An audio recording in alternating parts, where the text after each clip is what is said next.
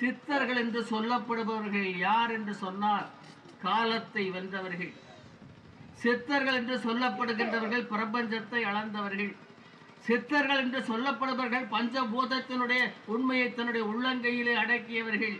சித்தர்கள் என்று சொல்லப்படுபவர்களை இந்த மனித சமுதாயம் என்று சொல்லப்படுகின்ற இந்த ஆன்மாக்களை கடை தேறுவதற்காக அவர்கள் தன்னையே அர்ப்பணித்து வாழ்ந்து கொண்டிருக்கக்கூடிய தன்னை பெற்றெடுத்த மாதாக்களை விட உயர்ந்தவர்கள் சித்தர்கள் எப்படி வாழ்ந்து கொண்டிருக்கிறார்கள். வாழுகிறோம் சித்தரோடு முனிவரெல்லாம் கற்பூர தீபம் போலே காயத்தை ஒளி போல ஆக்கினார். அப்படியே எந்த அர்த்தம்? சித்தர்கள் அத்தனை பேரும் வாழ்ந்துட்டு இருக்கான். எப்படி வாழ்ந்துட்டு இருக்கிறான்? இந்த உடம்பையே ஒளி போலாக்கி வாழ்ந்துட்டு இருக்கான். ஒளினா நெருப்பு. செம்பொருள் கண்டோன் சொல்றோமா இல்லையா? இறைவன் எப்படி இருப்பான்? செம்பொருள் கண்டோன் சொல்றோமா இல்லையா? நெருப்பு. அப்ப நெருப்புக்கு தான் ஈர்ப்புத்தன்மை இருக்கும். அப்ப இங்க யாகத்தை வளர்த்ததன் மூலம், இந்த யாகத்தின் மூலம் அங்க நெருப்பாக இருக்கக்கூடிய வானவழியில் இருக்கக்கூடிய சித்தர்கள் அத்தனையுமே இந்த யாகுதியிலே எழுந்தருள்வார்கள். உண்மை, பொய்யல்ல.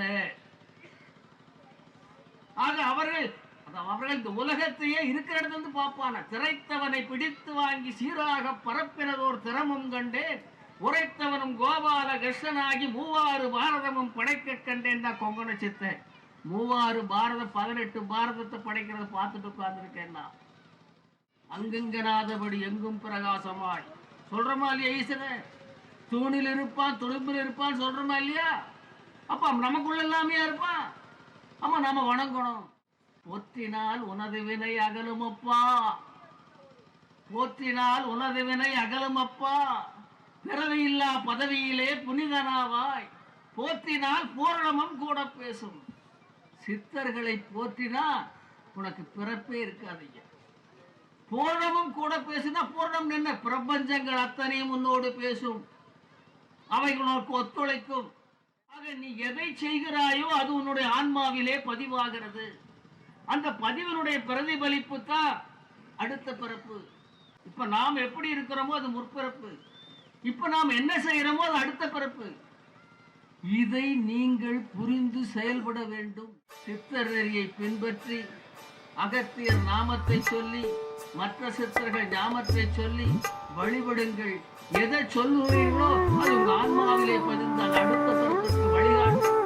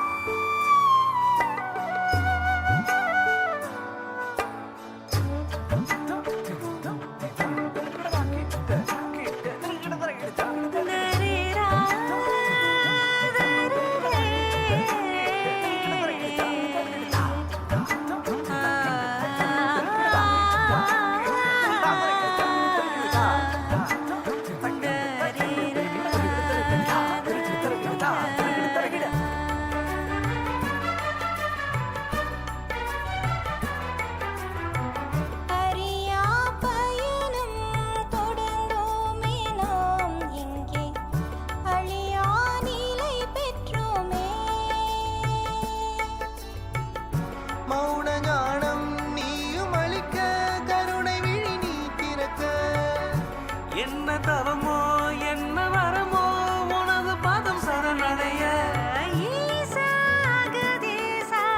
தரிசனம் நீ தந்தாய். போற்றிட போற்றிட துன்பங்கள் விலகிட, போற்றிட போற்றிட நோய் விலக, போற்றிட போற்றிட உயிர் மறைய பொழிவாய் குருவே.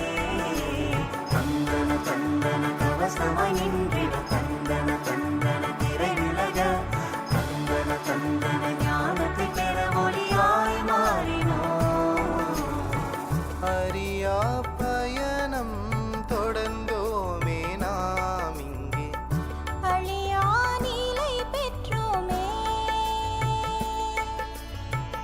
அறியா பயணம் தொடர்ந்தோமே நாம் இங்கே, அழியா நிலை பெற்றோமே.